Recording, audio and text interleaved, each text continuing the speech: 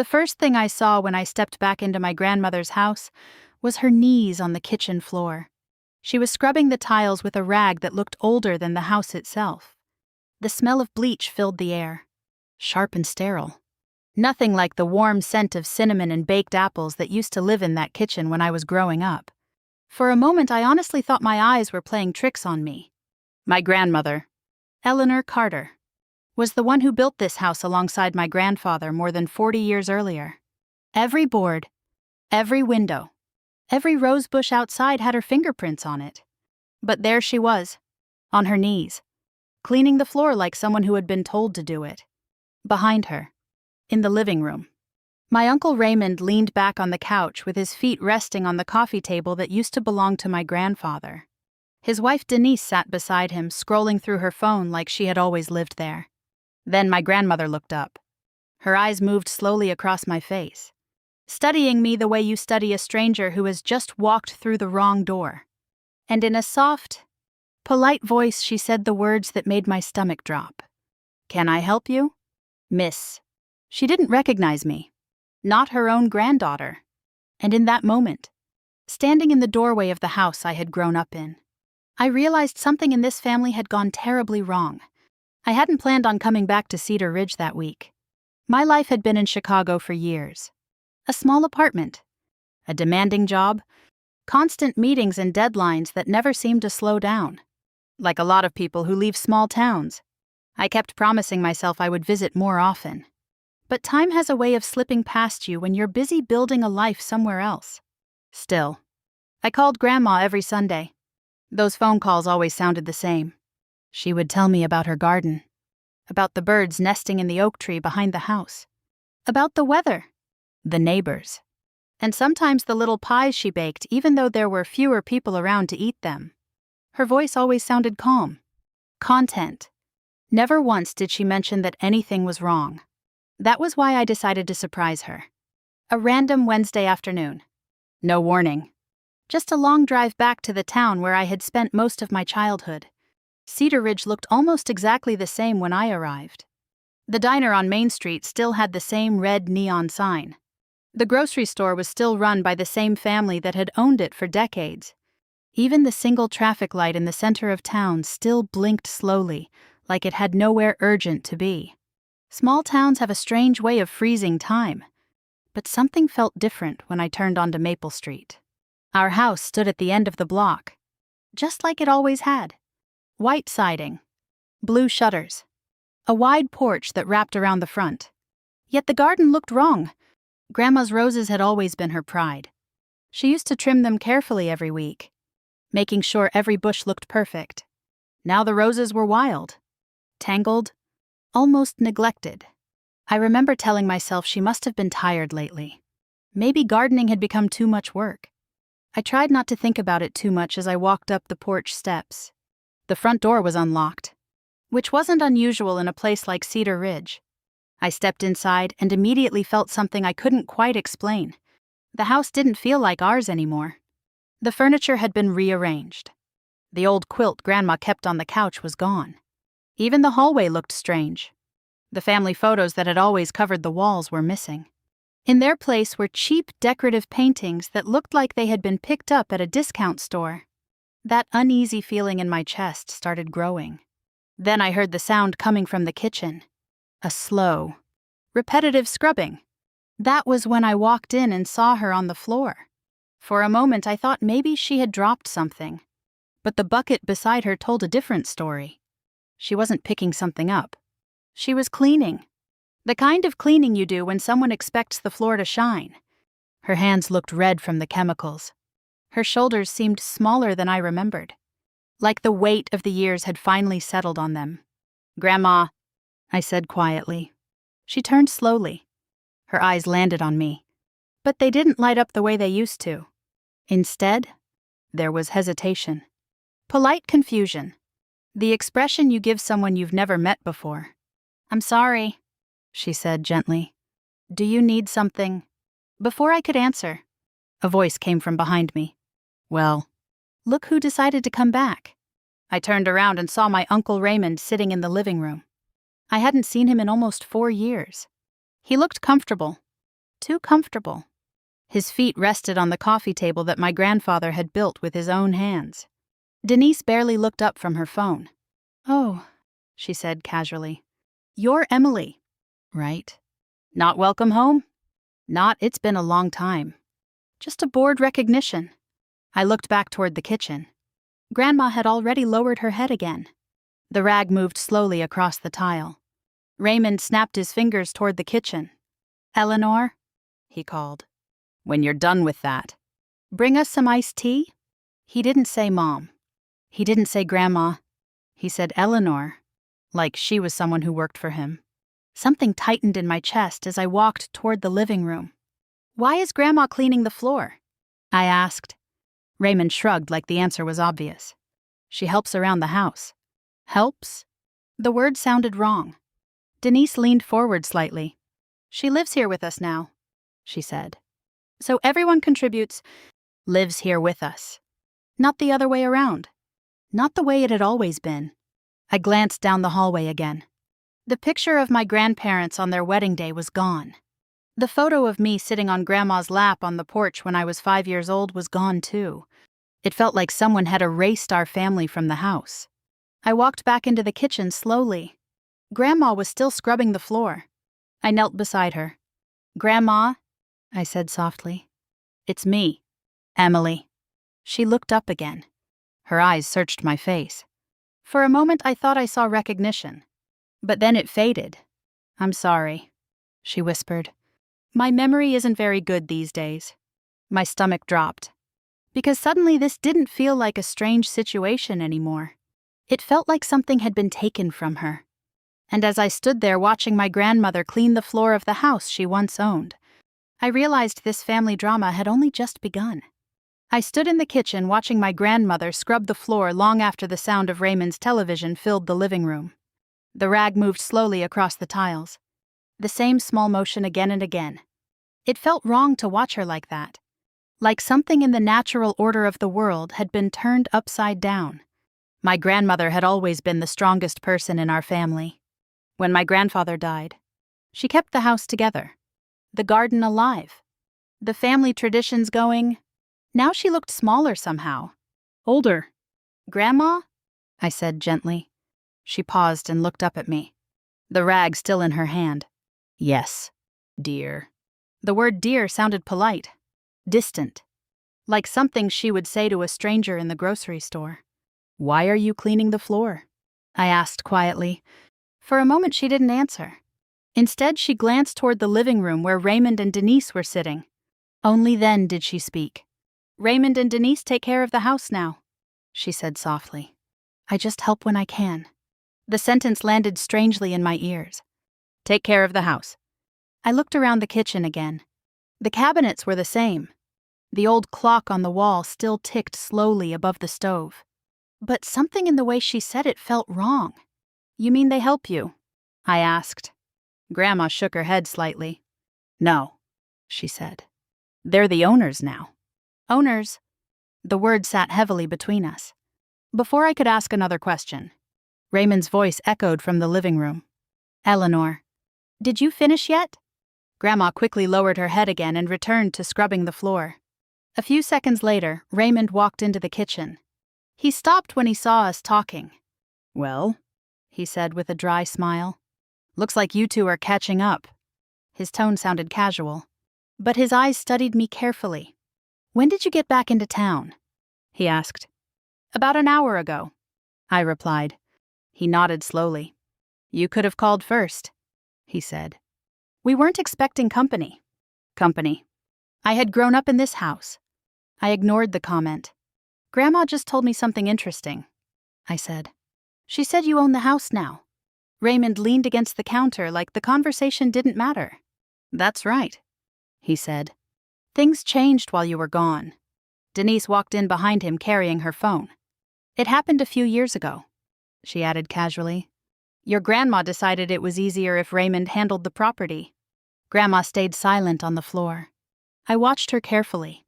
She kept her eyes down, like someone who didn't want to be part of the conversation. "When did that happen?" I asked. Raymond answered almost instantly. "About 3 years ago." Denise nodded in agreement.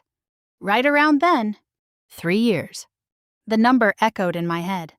Raymond must have noticed the pause because he quickly changed the subject. So how long are you staying in Cedar Ridge? He asked. Not sure yet, I said. He studied my face for another moment before shrugging. Well, just remember this isn't really your house anymore. The words were delivered calmly, almost politely, but the meaning was clear. I stepped back into the hallway without answering. The house felt quieter there. I walked slowly past the empty walls where our family photos used to hang. The frames were gone. Every memory that had once lived in that hallway had disappeared. I stepped outside to the front porch and sat down on the old wooden swing. The evening air was cooler than I expected. Across the street, Mrs. Collins was watering her flowers. She looked up when she noticed me. Emily, she called out. I smiled and walked over to the fence. It's been a while, I said. She shook her head slowly. Well, look at you, she said. Back in town. Just visiting, I replied. Mrs. Collins glanced toward the house. Her expression changed slightly. You came back to see your grandma? Of course. She hesitated. Then she leaned closer to the fence. You didn't know what happened? She asked quietly. What do you mean? Her voice dropped lower. 3 years ago, your grandma got very sick, she said. Ended up in the hospital for a while. I felt my stomach tighten. I remember she mentioned surgery, I said. Mrs. Collins nodded.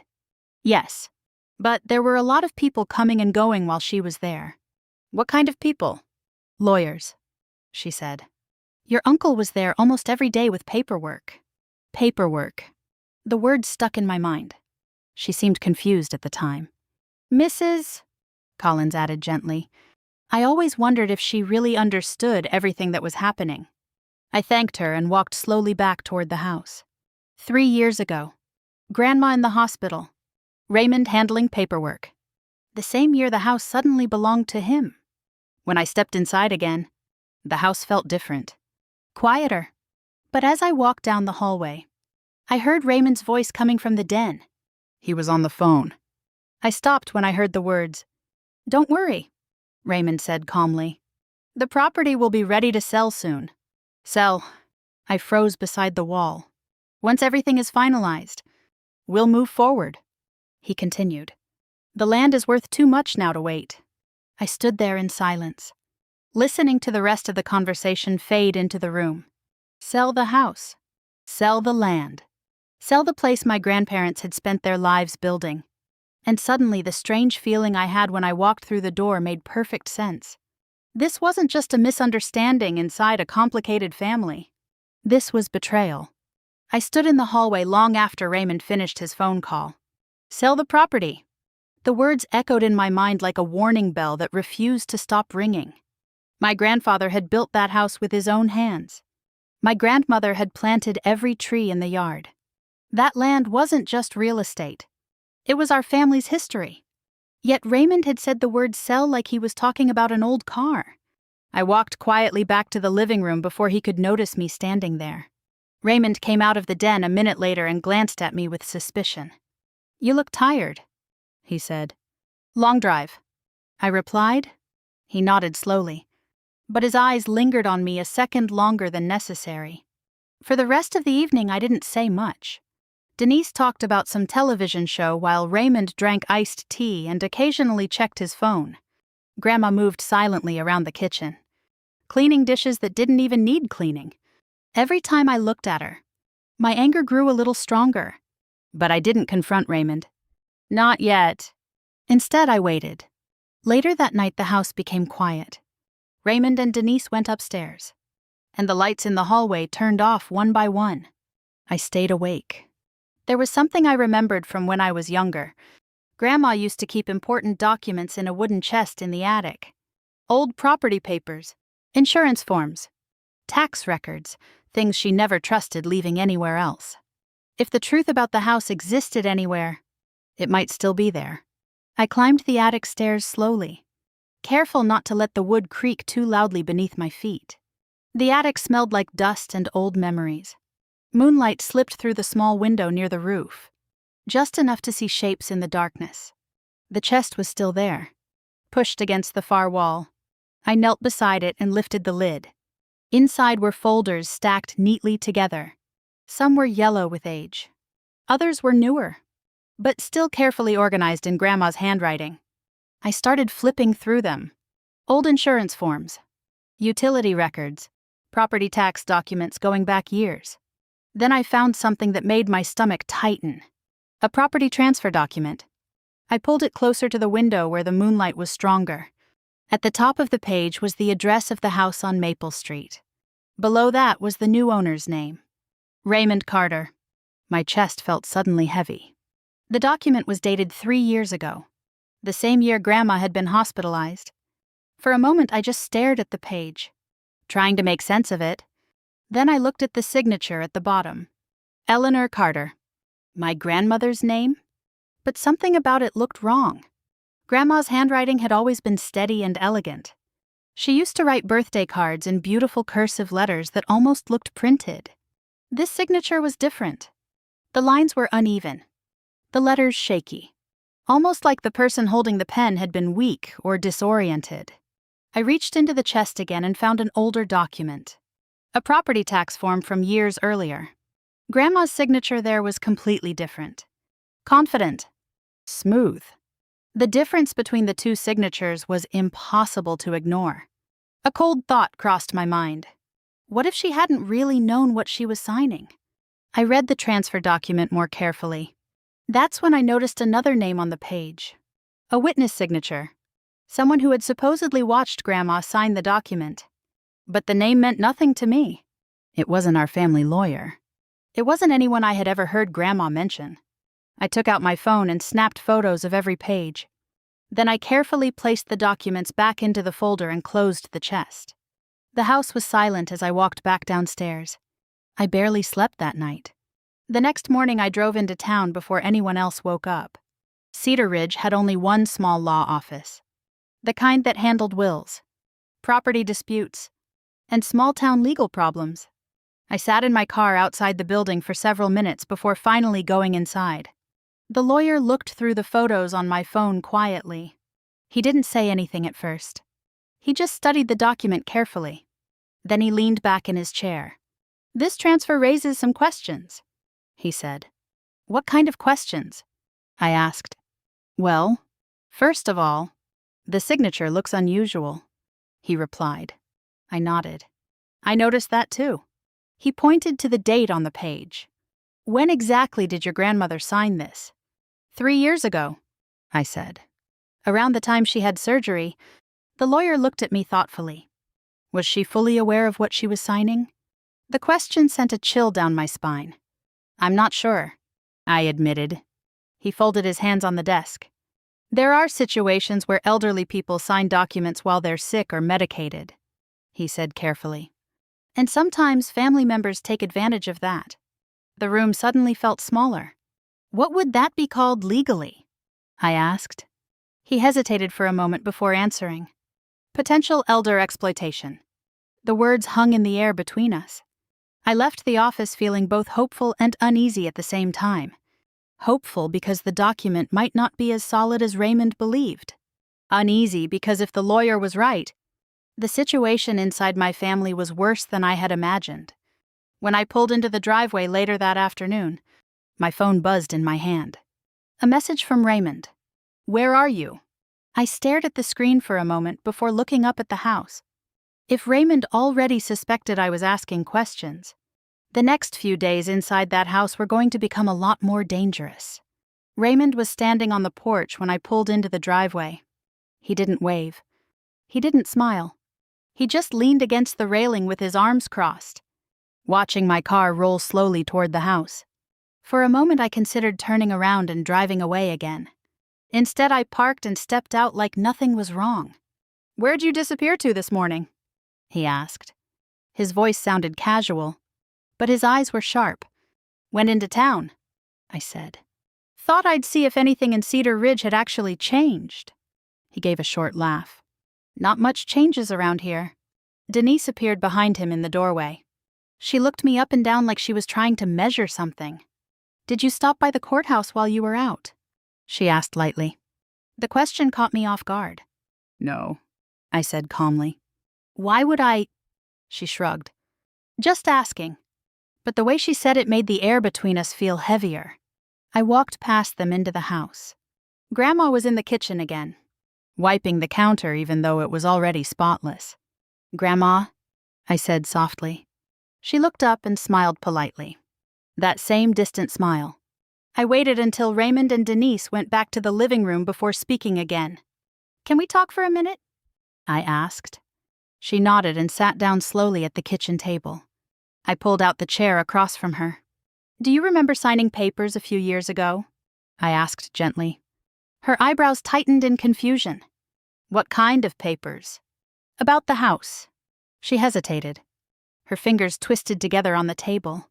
"Raymond handles those things now," she said quietly. "But do you remember signing anything?"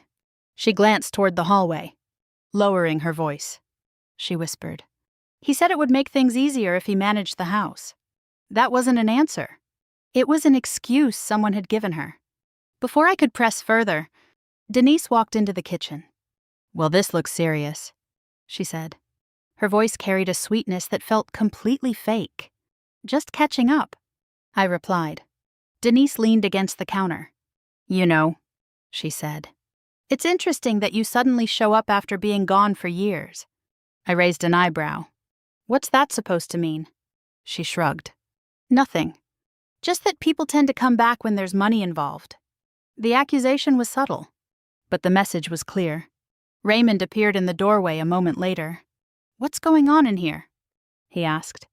"Emily's asking a lot of questions," Denise said. Raymond looked at me. "You planning to stay long?" he asked. "Not sure yet." He nodded slowly. "Well, just remember this isn't really your place anymore." I didn't respond. Dinner that night felt like sitting inside someone else's house. Raymond took the seat at the head of the table, the same place my grandfather used to sit. Denise brought plates out from the kitchen while Grandma stood quietly near the counter. At one point, Denise turned to her. "Eleanor, can you grab more iced tea?" Grandma stood immediately. No hesitation. No protest.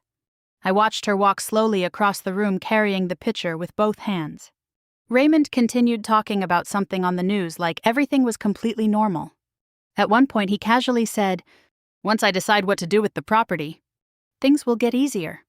The property. Not the house. Not Grandma's home. Just property.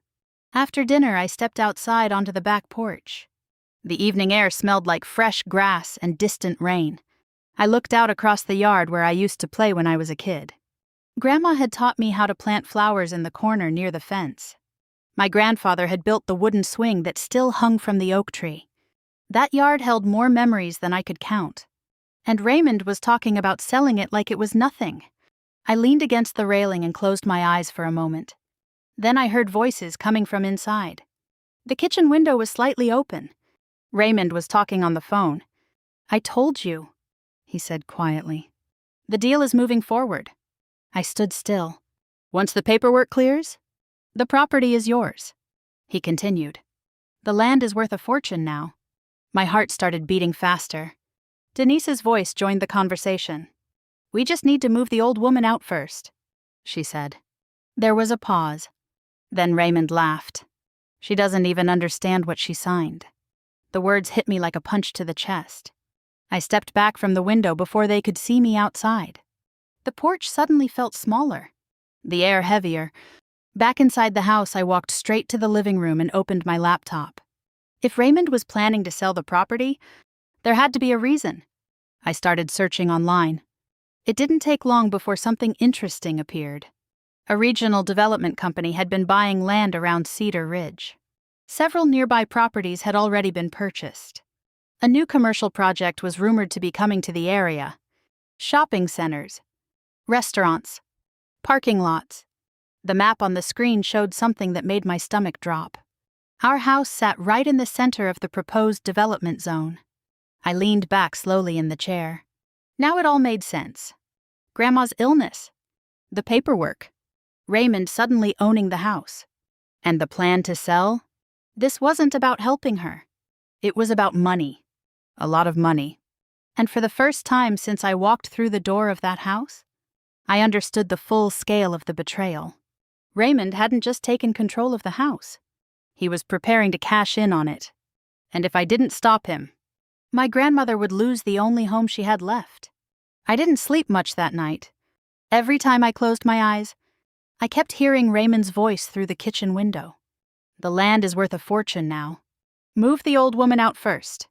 Those words replayed over and over in my head. By morning, I knew one thing for certain. This wasn't just a family disagreement. This was a plan. And if I wanted to stop it, I needed proof. I drove back into town just after sunrise and went straight to the lawyer's office again. He recognized me immediately when I walked in. "You found something else," he said. I nodded and sat down across from his desk. "I overheard my uncle talking about selling the property," I explained. "There's a development project happening near Maple Street." The lawyer leaned back in his chair, thinking, "That would explain the sudden interest in transferring ownership," he said. I pulled out my phone and showed him the photos of the document again. And my grandmother had surgery that same year. I added, "She was in the hospital." He studied the document carefully. "There's another issue here," he said after a moment. "What? Did your uncle have power of attorney over your grandmother at the time?" I blinked. "I don't know. If he did," the lawyer continued, "he may have had temporary authority to manage her finances while she was recovering. But that wouldn't give him the right to transfer ownership of her property." The thought made my stomach tighten. "Can we find out if he had that authority?" I asked. He nodded. "Give me a day or two." The next afternoon he called me back. "I found the document," he said. Raymond had been granted power of attorney while Grandma was recovering from surgery. But the document only allowed him to handle bills and temporary financial decisions. It did not give him permission to transfer the house into his own name. That alone was troubling. But the lawyer wasn't finished. "There's more," he said. "Your grandmother's hospital records indicate she was heavily medicated during that period." I stared at the phone in my hand. "If someone signs legal documents while they're under strong medication," he explained, "their ability to fully understand what they're signing can be questioned." The silence on the line lasted several seconds. "That means the transfer could be challenged," I said slowly. "Yes," he replied. "But we'll need evidence." Later that evening, I sat at the kitchen table across from Grandma again. Raymond and Denise had gone out to dinner, leaving the house unusually quiet. I spoke carefully. "Grandma, do you remember Raymond bringing papers to the hospital when you were sick?" She frowned, trying to think. "I remember him visiting," she said. "And the papers?" Her brow tightened as she searched through the fog of old memories. "Yes," she whispered after a moment. "There were papers." "What did he tell you they were?" She looked embarrassed. "He said they were insurance forms," she replied softly. My chest tightened. "Did you read them?" She shook her head slowly. I trusted him. The words hurt more than I expected, because that was exactly what Raymond had counted on. Trust. Later that night, I returned to my laptop. The development company I had found earlier had a public website. I started digging deeper. Corporate filings, property purchases, business connections. After nearly an hour of searching, something caught my attention. One of the project consultants had the same last name as Denise. I clicked the link. My stomach dropped. It was her brother. Denise's brother worked for the development firm planning to build the retail complex. I leaned back in my chair slowly. The pieces finally snapped together. Grandma became ill. Raymond gained temporary legal authority. The house was transferred into his name. And now Denise's family had connections to the company buying the land. It wasn't just a family betrayal. It was a coordinated scheme. The next morning, I met with the lawyer again and showed him everything I had found. He read through the information carefully. "This strengthens your case," he said. "Between the questionable signature, the hospital records, and the conflict of interest with the developer, we have grounds to challenge the transfer." But if we do that, I said, Raymond will know. The lawyer nodded. Yes. Once we file the case, it becomes a legal dispute. I thought about the house, the porch swing, Grandma's roses outside, everything Raymond planned to sell. Do it, I said. That night the house felt heavier than usual. Raymond watched me closely during dinner. Denise kept whispering things to him when she thought I wasn't looking. They knew something had changed. They just didn't know what yet. Upstairs, Grandma sat quietly in her bedroom watching an old television show. I stood in the hallway outside her door for a moment. For years she had protected everyone in this family. Now it was my turn to protect her. And once the legal papers were filed, the quiet tension inside that house would explode into a full war. The morning after I told the lawyer to move forward with the case, the house felt different. Not quieter. Heavier. Like the air inside the walls knew something was about to happen. Raymond sat at the kitchen table drinking coffee while Denise flipped through a magazine. Neither of them spoke when I walked in. But both of them looked up. Watching. Measuring. Trying to read something in my face. I poured myself a cup of coffee and sat down across the table. So, Denise said after a moment, have you decided how long you're staying in Cedar Ridge? Her tone sounded polite, but there was an edge beneath it. Not sure yet, I replied. Raymond stirred his coffee slowly. Well, he said, small towns can get boring if you stay too long. I met his eyes. I'll manage. The silence that followed stretched longer than it should have. Later that afternoon, I stepped outside to get some air. From the porch, I could see the entire yard. The oak tree still stood in the corner where it always had. The fence my grandfather built was still holding together despite the years. This place had been the center of our family for decades. And Raymond was preparing to sell it. My phone buzzed in my pocket. A message from my lawyer. We're preparing the filing. I'll need a few more documents. I walked down the steps and paced slowly across the yard while we spoke on the phone. We'll challenge the property transfer based on several factors, he explained. Your grandmother's medical condition, the misuse of power of attorney, and the questionable witness, and the development company, I asked. That strengthens the argument that your uncle had financial motives. So what happens when you file? He'll receive official notice, the lawyer said. And after that, the situation will likely escalate.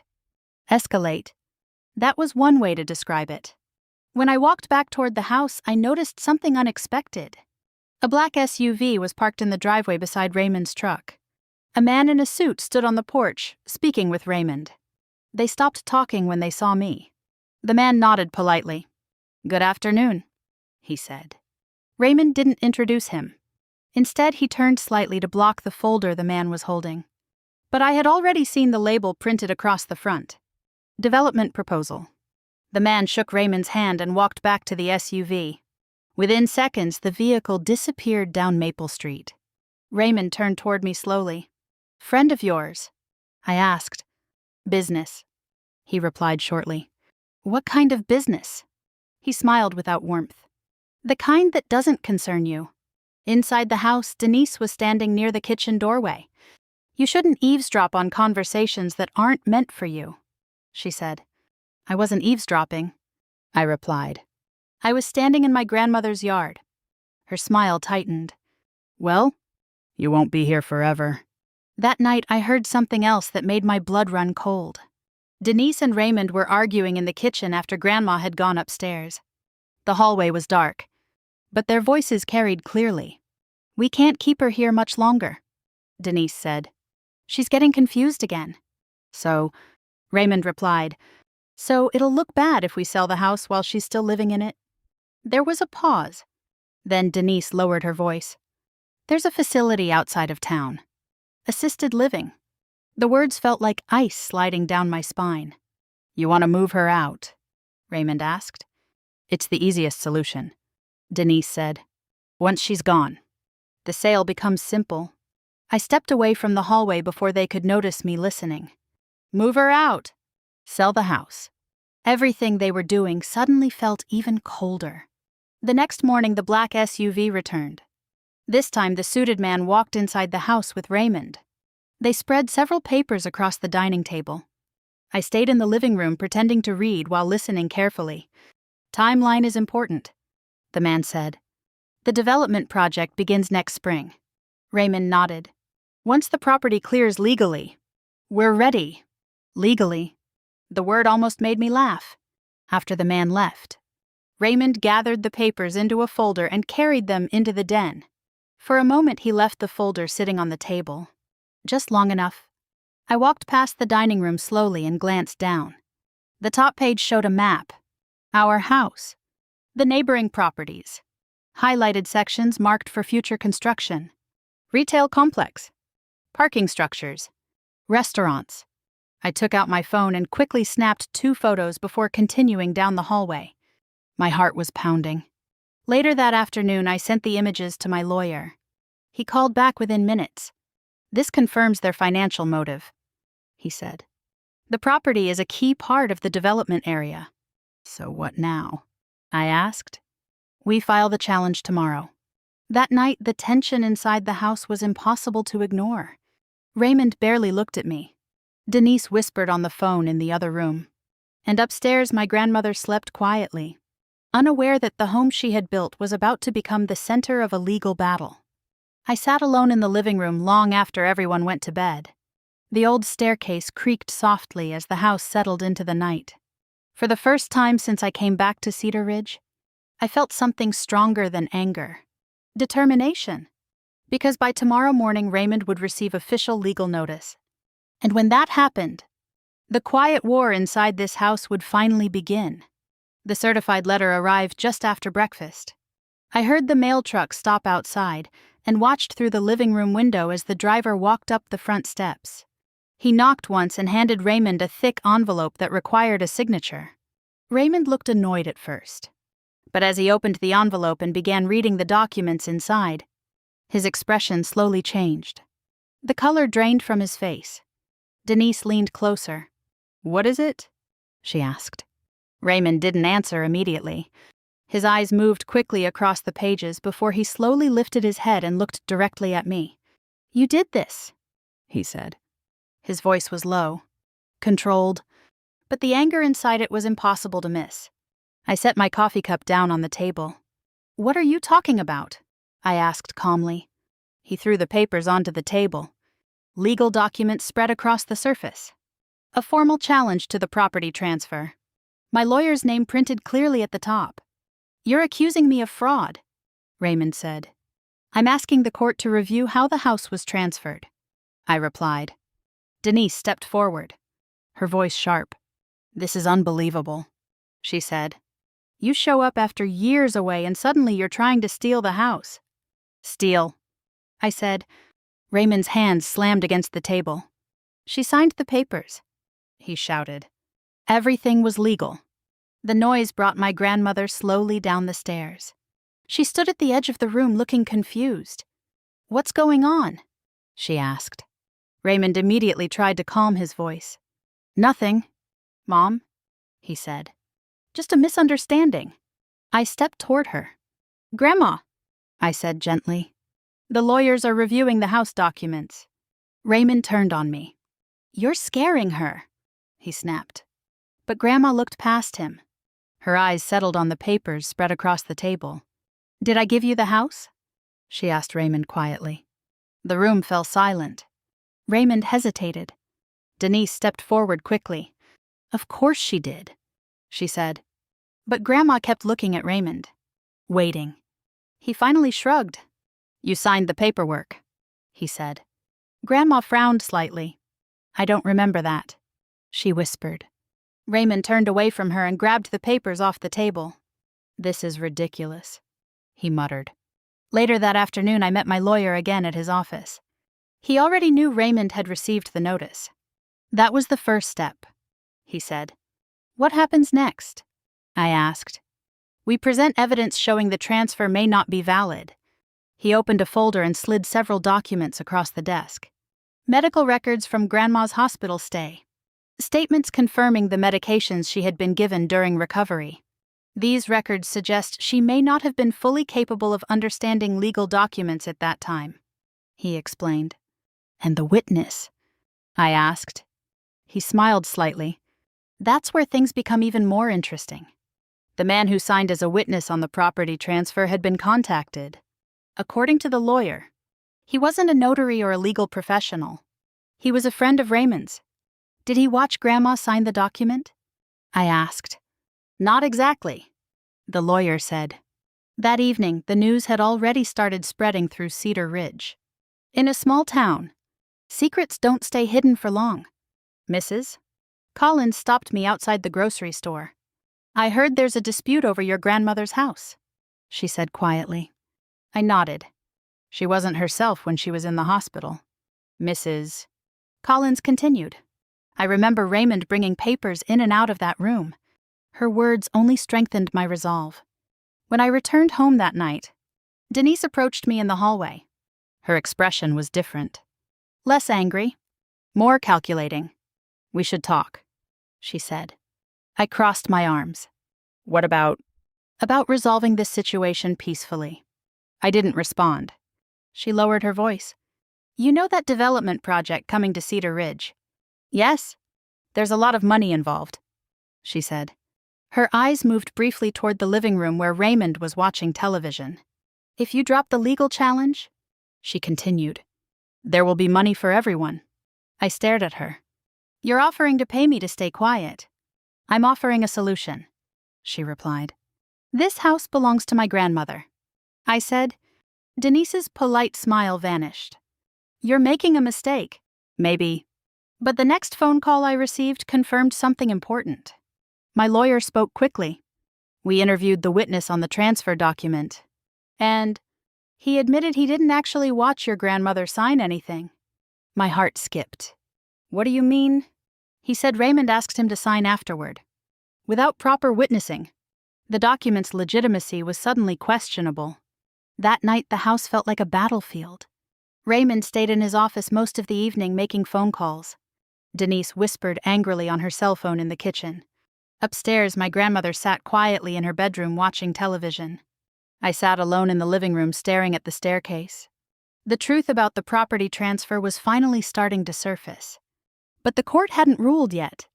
And until the final decision came, the future of this house, and my grandmother's home, was still hanging in the balance. The courthouse in Cedar Ridge was smaller than I remembered. A single brick building with wide wooden doors and tall windows that let the morning sunlight spill into the hallway.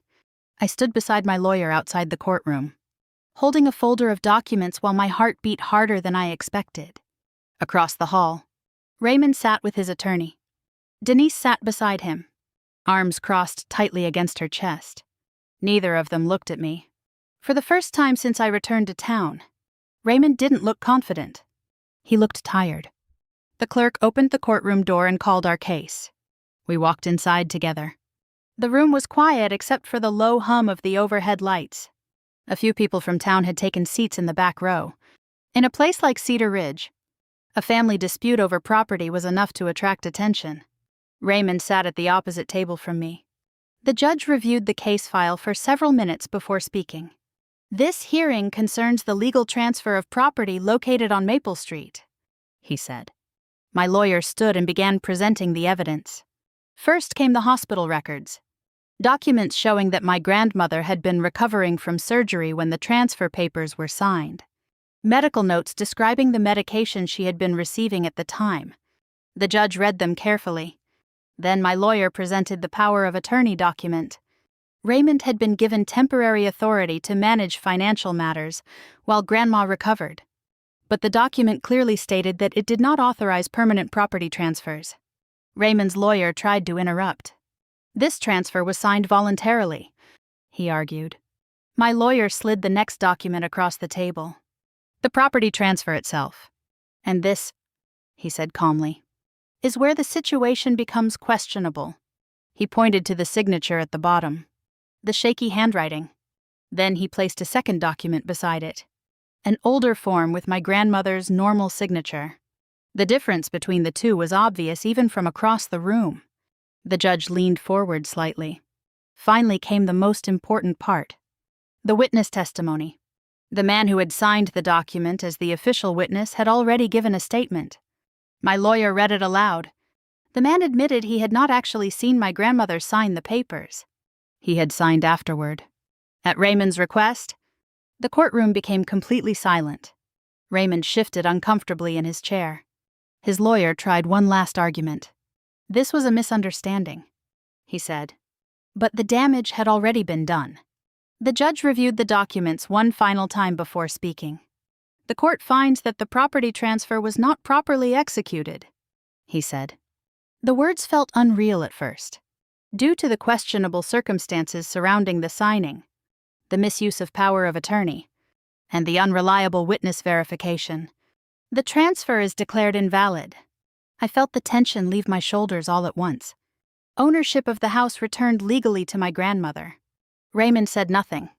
Denise's face had gone pale. Within minutes, the hearing was over. Outside the courthouse, Raymond walked past me without saying a word. Denise followed him quickly. I never saw them look back. The following week felt like watching the house slowly breathe again. Raymond and Denise packed their belongings and left. The rooms that had once felt tense and unfamiliar started returning to the way they used to be. Grandma and I moved the furniture back into its old places. The family photos returned to the hallway walls. My grandfather's picture went back above the fireplace where it had always belonged. Even the garden outside began to look better.